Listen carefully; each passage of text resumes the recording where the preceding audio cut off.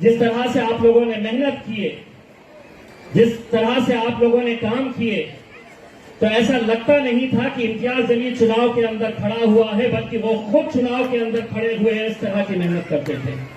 इसीलिए जब मुझसे ये कहा जाता है कि आप यहां पर सभागृह बनाओ, आप हमारे लिए कुछ करके जाओ, तो मैं भंते जी को, आदरणीय भंते जी को ये बात बताना चाहता हूं कि पिछले 20 सालों के अंदर इतने बुद्ध विहार नहीं बने होंगे जितने मैं 5 साल के अंदर मेरे चुनावी क्षेत्र के अंदर बनाने जा रहा हूं।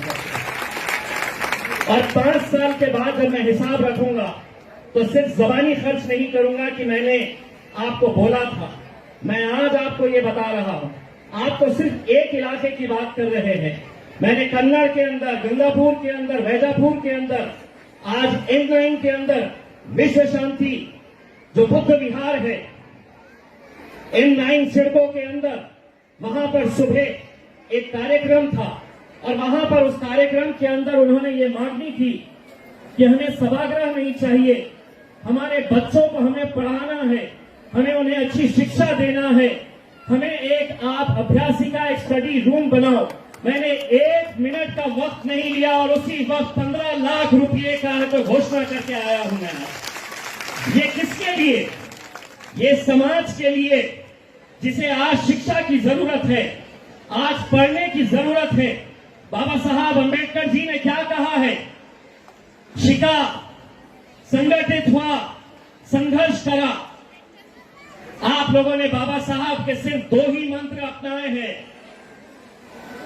मैं कहूंगा तो किसी को बुरा लगेगा, लेकिन सच्चाई यह है कि संघर्ष किए आपने, लड़े आपने, तो उसका नतीजा यह हुआ कि यहीं से करीब मराठवाड़ा विश्वविद्यालय को हमने डॉक्टर बाबा साहब अंबेडकर का नाम दिया उस विश्वविद्यालय को।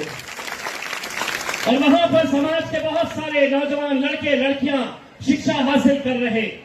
संघर्ष इस समाज के खून में है। हम पिछले 70 सालों से संघर्ष करते हुए आ रहे हैं। ये 2 मंत्र तो आपने अपना लिए, लेकिन संगठित नहीं हो पाए।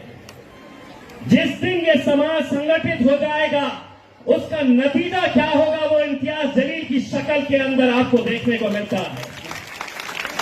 हमें अपनी राजनीतिक ताकत भी बढ़ानी होगी, क्योंकि कहीं ना कहीं हमारे जितने मसले हैं, अगर हमारे समाज का एक आमदार चुनकर आता है, खासदार चुनकर आता है, तो किसी से मांगने की जरूरत नहीं होती है। उसको मालूम है कि मेरे समाज ने मुझे जिताया है और मेरे समाज के लिए मुझे ये करना है। आज हम ये कर सकते हैं।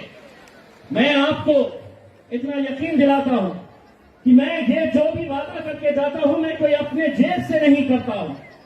करोड़ों रुपए की निधि दलित बस्ती के नाम के ऊपर आती है, कहां जाती है, कहां इस्तेमाल होती है? कभी सोचा है किसी ने?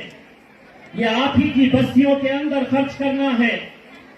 मुझे जितने चाहे, मैंने तो कुणाल खराब यहां पर है, प्रांतोष है, अरुण बोडे साहब है, मैंने उनको जिम्मेदारी दिया।